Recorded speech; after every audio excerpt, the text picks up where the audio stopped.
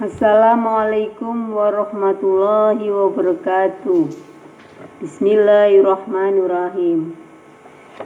Konsentrasi media di Indonesia oleh Merlina Lim. Runtuhnya era Soeharto pada tahun 1998 menghasilkan beberapa perkembangan positif bagi demokratisasi media di Indonesia. Departemen Penerangan yang pernah dipimpin oleh Menteri Harmoko yang terkenal telah ditinggalkan, diikuti oleh beberapa deregulasi besar yang mengubah lanskap media secara dramatis. Dari 1998 hingga 2002, lebih dari 1.200 media cetak baru, lebih dari 900 radio komersial baru, dan 5 lisensi televisi komersial baru dikeluarkan. Namun selama bertahun-tahun media di Indonesia kembali berbisnis. Kepentingan perusahaan mengambil alih dan terus mendominasi lanskap media di Indonesia saat ini. Kepemilikan media. Dari gambar 1 terlihat bahwa lanskap media di Indonesia hanya didominasi oleh 13 kelompok negara dengan status publik dan 12 entitas komersial lainnya. Ada 12 kelompok media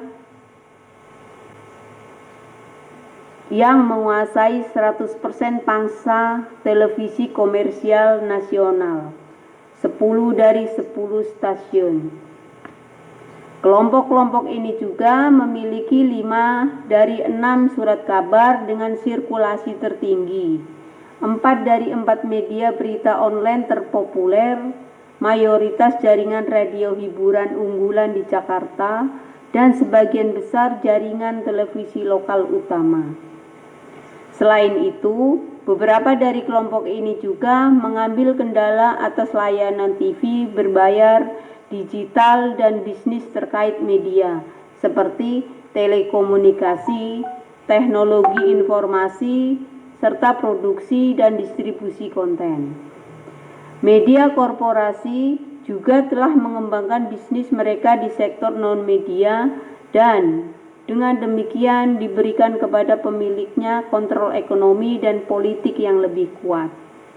Di antara grup-grup tersebut ada pemain veteran seperti grup Kompas Gramedia dan grup Jawa Pos yang masuk kata-kata senhil.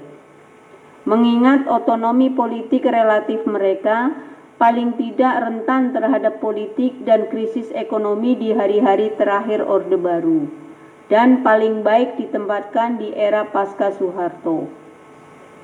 Kemudian ada kelompok yang memiliki ikatan politik yang jelas. Grup media dimiliki oleh Surya Paloh, Ketua Dewan Penasehat Partai Golkar yang dulu berkuasa. Perusahaan terkait Golkar lainnya adalah Bakri dan Brothers atau ANTV dan TV One antara lain. Pemiliknya Abu Rizal Bakri adalah ketua Golkar, meski tidak terlibat langsung di dalamnya politik. Pemilik grup Lipo James di Riyadi telah menunjukkan koneksi politiknya dengan menunjuk Theo Sambuaga, pemimpin Golkar, sebagai ketua kelompok. Pemain lain Transkorpora atau Trans TV dan Trans 7. Milik Khairul Tanjung yang merupakan sekutu dengan Presiden Susilo Bambang Yudhoyono. Sementara tidak berafiliasi dengan partai politik manapun. Haritanu Sudibjo dari MNC Group dikenal karena hubungan dekatnya dengan pemain politik utama. Yang menarik untuk dicatat di sini adalah keunggulan Tempo Inti Media Harian dari majalah dan surat kabar Tempo. Didirikan oleh penulis Gunawan Muhammad. Tempo adalah satu-satunya konglomerat non-media yang bertahan di industri media arus utama sambil mempertahankan kemandirian politiknya. Seperti lingkungan media didominasi oleh hanya sejumlah kecil perusahaan besar, Beberapa di antara memiliki koneksi politik yang jelas. Masyarakat Indonesia tidak mendapatkan kualitas atau kuantitas berita yang memadai dan hanya terpapar oleh berita sudut pandang dan pendapat beberapa orang.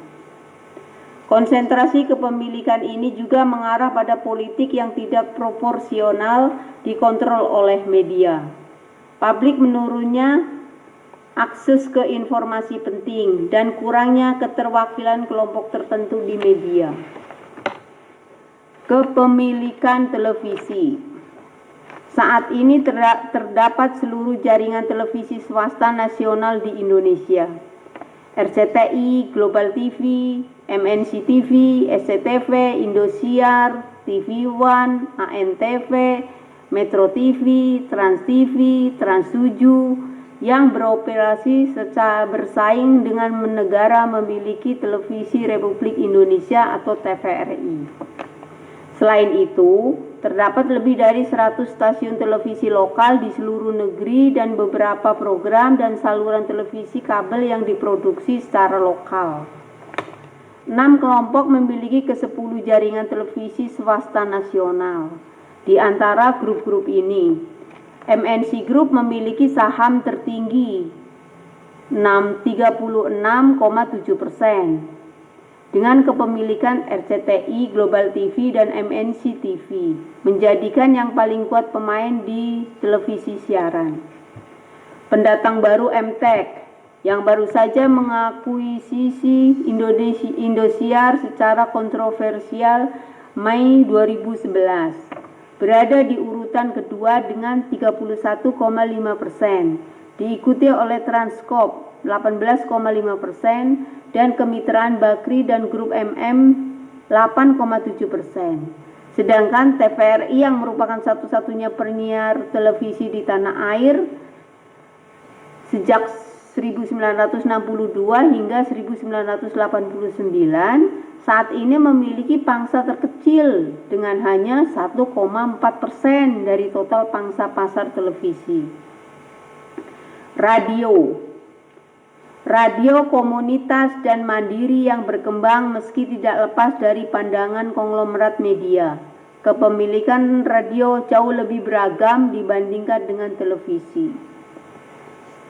Dari sekitar 2.800 stasiun radio di negara ini, naik dari sekitar 700 di era Soeharto. Sekitar 700 stasiun radio komunitas. Radio Republik Indonesia atau RRI, negara jaringan radio Indonesia yang sebelumnya berfungsi sebagai corong pemerintahan Orde Baru, memiliki 64 stasiun.